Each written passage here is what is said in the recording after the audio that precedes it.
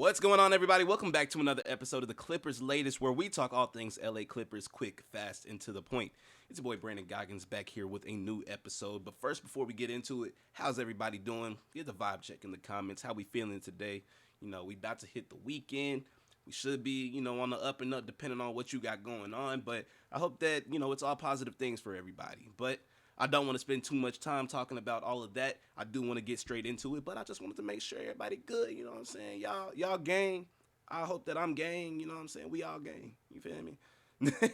But without further ado, let's get straight into it. Obviously, addressing the clear elephant that is still in the room, this whole contract circumvention, salary cap, whole debacle. I mentioned that the Clippers had responded, but I didn't really get deep into what they had said and where this even came from and all of that. But like I said, the Clippers officially have fired back at these allegations of circumvention. They put out a statement saying, quote, "Neither the Clippers nor Steve Ballmer circumvented the salary cap. To say otherwise is flat out wrong. The Clippers take NBA compliance extremely seriously, fully respect the league's rules, and welcome its investigation." In other words, they're drawing a straight, hard line. They want it known that nothing shady was going on. It wasn't nothing shade, but it wasn't nothing shade about nothing except for the shade that come from under the trees they were planting. Do you hear me? You feel me? Like, I'm just saying, them trees, they needed to be planted. And shout out Aspiration. But they pointed out that Aspiration, the company that was at the center of this whole thing, defrauded not just them, but dozens of other investors in the company, and its co-founder recently pleaded guilty to a $243 million fraud scheme. So the team's message is pretty clear here. They didn't know about the fraud. They were a sponsor just like any other organization, and they cut ties when the company defaulted. As they should have, man. So it ain't got to be, you know what I'm saying? It ain't got to be this whole thing. But this whole story started because of this dude named Pablo Torre. I'm not really sure how to pronounce it, but he's a well-known podcaster, and he's a former ESPN voice, and he dropped the complete bombshell that the deal between Kawhi and Aspiration may have been a way to slip around the salary cap. Excuse me. Then NBA insider Jonathan Gambadaro added even more fuel to the fire, saying that this isn't a new thing. In Toronto in 2019, Kawhi allegedly demanded $15 million in endorsements after the Raptors' 2019 title run. Goodness gracious, I just can't talk today. Got a lot to say. But obviously that whole deal didn't go through because he signed with the Clippers that offseason. But my whole thing is, Pablo, why are you snitching, bro? Like, why are we talking, bro? We're talking about something that happened 4 years ago. And then Jonathan, you just want to, it's already out. Might as well tell them all this. This also happened. So it's probably an indicator that this whole thing did happen. Like, bro, you over here spilling the whole beans. Like, gee. Like, y'all could have kept this under wraps. But obviously now this is at the center of everybody's attention. And, the league is investigating, and whether this is something that sticks or not, the Clippers are going to be under a microscope from here on out. So thanks a lot to Pablo and Jonathan for ratting us out and, trying to get us in trouble. They don't want to see us win. I'm telling y'all, bro. They don't want to see us win. The Toronto thing, like, Adam Silver said that he was already aware of it. So why are we talking about it? If he already knew about it, it's already been, that was 6 years ago. Man, 2019 was 6 years ago. I know that may sound crazy, but it was 6 years ago. Let's leave it in the past. 2021 was almost a half decade ago. Why are we bringing old stuff up, bro? Kawhi's on the tail end of his career. Why y'all trying to make something shake now? I don't agree with that. But that is a minor update with that whole situation. Just wanted to tell you guys the statement that they put out. It's longer, but that was basically the premise of that whole thing. And I just wanted to tell y'all that I think that Pablo and Jonathan are both ops, and it's smoke with them for the rest of the season. No diss, of course. But I'm gonna swing things over and talk about somebody that is on the roster, but low-key may not be pretty soon, and you guys probably know who I'm talking about at this time. Of course, talking about our boy Ben Simmons. So reports have come out that he is considering. Well, they're saying that he's trying to figure out his future in the NBA, so to speak. But obviously, that points to one thing, that being retirement. Um, he's a free agent right now. The Knicks have shown a lot of interest in him, but he himself is questioning if he even wants to keep playing. And to make things even worse for him, his agent Bernie Lee just dropped him. So when your representation steps away, it's just a tough sign overall. And I ain't gonna lie, this low key hurts, bro. Cause if y'all don't know, Ben Simmons was one of my favorite players at one time. I know that's probably crazy. Y'all probably like, what? But bro, he was top three for me at one point, bro. He was top three. And like I feel like I had good reason to feel that way, bro. Like he's a 6'10 floor general that was elite on defense, and he was a walking triple double threat. Like, bro, people be so quick to forget how elite he was at one point, bro. Because of one small play. Well, it wasn't small. But it was a singular play that came against the Atlanta Hawks in the 2021 playoffs. And ever since he passed the ball instead of going up for the layup, his confidence, it sadly just hasn't been the same. And I feel like passing that up changed how people saw him and how he saw himself, to be honest. I mean, why wouldn't you do any self-reflection after your whole city that you've given so much to the past 4 or 5 years, or however many it was at that time? Everybody's turning on you. You know, it was just love all the way up until that point, even though it was also a mix of the him not really shooting that kind of upset people, but a lot of people were willing to see past it because he was so elite in other areas of the game, and me included. But you know, that was just like the cherry on top, to be honest. He already faced an immense amount of pressure being the number one pick in 2016 and immediately getting injured in the summer league after getting off to a hot start. He was already having that pressure coming in a season late to perform, but you know, he met. I'd like to say that he met those expectations. He's not like a scoring, you know, juggernaut or anything, but like he was good for 15 to 17 a game, and like I said, he was walking triple double, so he was helping you on all other areas of the floor. So you know, he I'd like to say met that, and it was just a shooting thing, and then that was already something that I feel like was messing with his mental. So that whole 2021 playoff thing, I felt like that kind of reinforced a lot of people's opinions on him, and reinforced a lot of doubt in himself, I feel like, because there were many times where he tried to come back, but it just never really stuck, you know?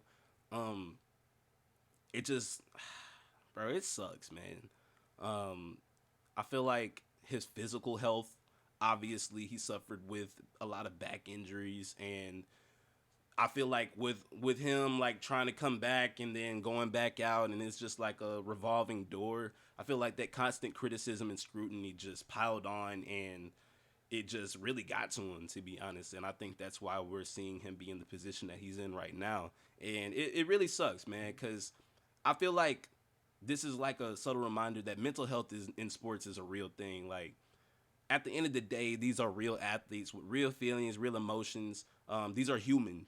You know what I'm saying? We're all human. So it's hard to be scrutinized in the public eye the way that Ben Simmons has. And I feel like when your mind is shaken up like that, it can trickle into every part of your game. So you can see how that's affected. But at the end of the day, I want Ben to do what's best for him. And if that means walking away, then I want him to do what's going to make him a happier person.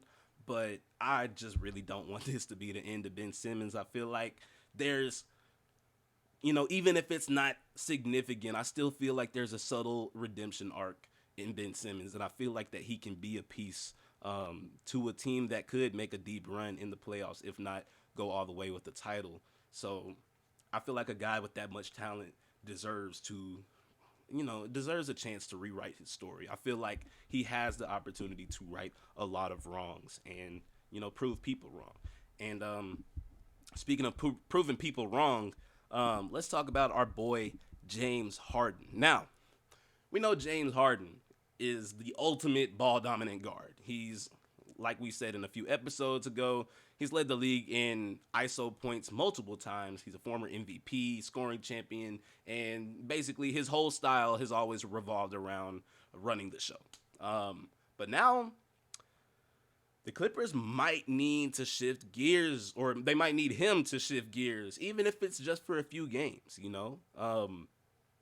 Obviously, we're going back to the Bogdan injury, and I talked about this last episode with Bradley Beal, but with Bogdan hurt and CP3 ready to handle more playmaking duties, I feel like Harden has a chance here to slide into a true shooting guard role, and that means embracing the catch and shoot game, which if you sit back and think about it, there haven't been many times where we've just seen James Harden being a catch and shoot type of guy.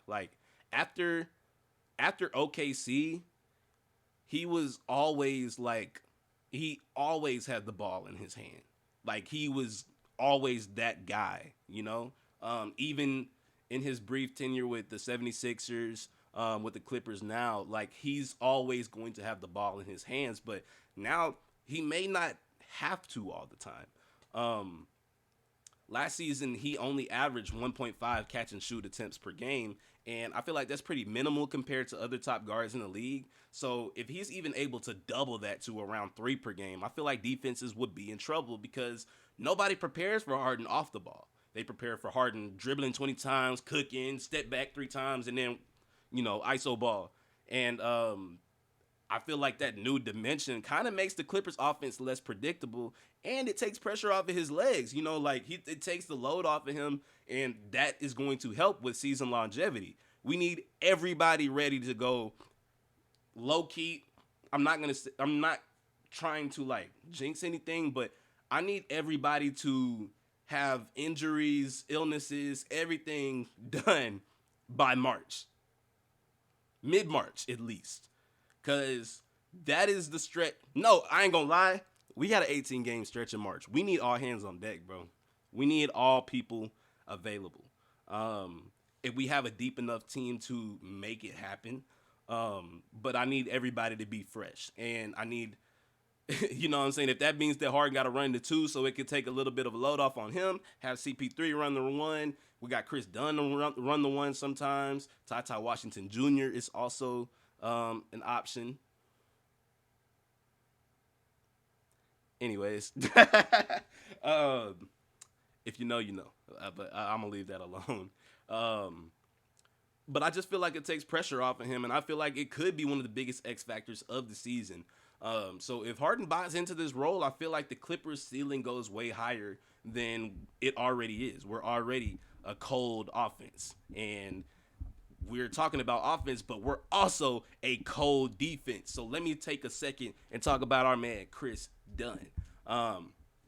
If you watch him closely, he's, in my opinion, one of the best defensive guards in the NBA, and nobody really talks about him because he's not necessarily a big name like that. And the last couple seasons before he got to LA, he was playing in Utah, and no diss to any Utah fans out there, but ain't nobody really paying attention to Utah.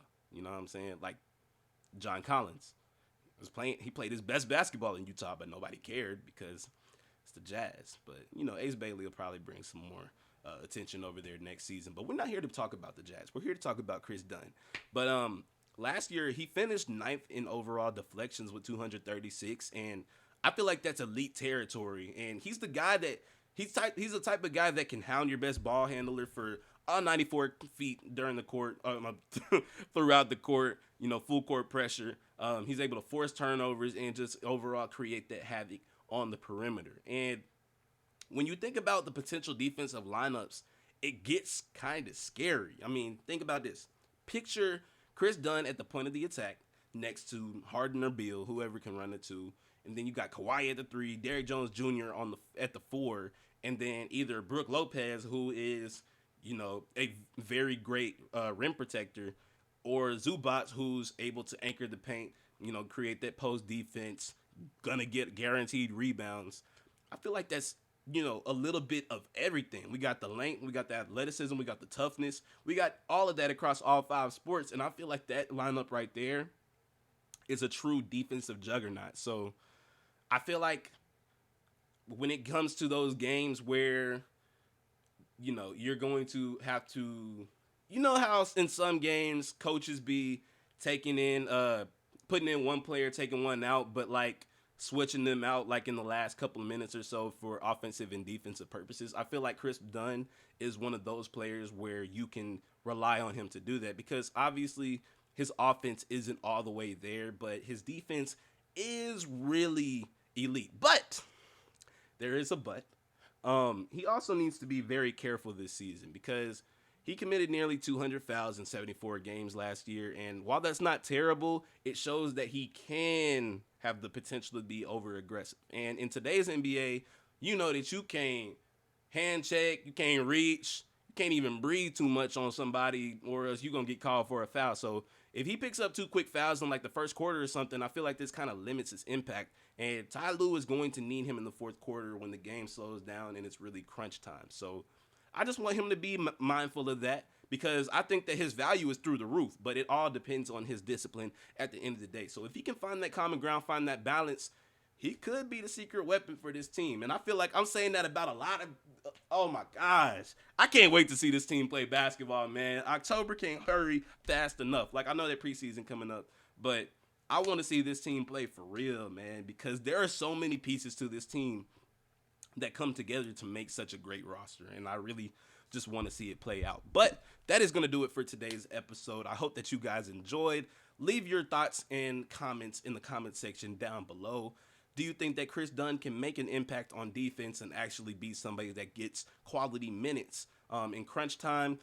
How do you feel about James Harden kind of shifting his role, being more of a catch and shoot guy in some games? Obviously, he's going to stay the floor general and remain that for most games, but there may be times where we need him to switch it up a little bit. And I feel like Harden is an adaptable player, so I feel like he'd be able to. But what do you guys think? Let me know what you know, or let me know what y'all think about my boy Ben Simmons. I know it's probably going to be negative, just because of the common perception of Ben Simmons. So I hesitate saying to leave your thoughts in the comments about that, but I do want to hear what you have to say and what you think that he should do. If you think that there's still something that he can offer to a team, or if he should go ahead and just hang it up and call it quits. And then, as always, not as always, but as the same as yesterday, leave your thoughts about this whole salary circumvention thing. What do you think about it? Do you think that the Clippers statement was just heavily PR and, they have to say that because they don't want to incriminate themselves? Or do you think that, it's genuine? They really cut ties with aspiration. They left it back when they went down and they left it alone after that. I still think that Pablo is a snitch, and I think that Jonathan added on to it, but I'm also bitter about it because it's just very convenient that this breaks out when I start covering this team this season. I think that they're trying to take a jab at me. I kind of feel like it's personal, but I'm gonna leave it alone. But I'm gonna remember that Pablo and Jonathan. I'm gonna remember that. Just know that, know that. But as always, that's gonna do it for today's episode. I hope that you guys enjoyed. As always, y'all take it easy and y'all keep it pushing. Peace.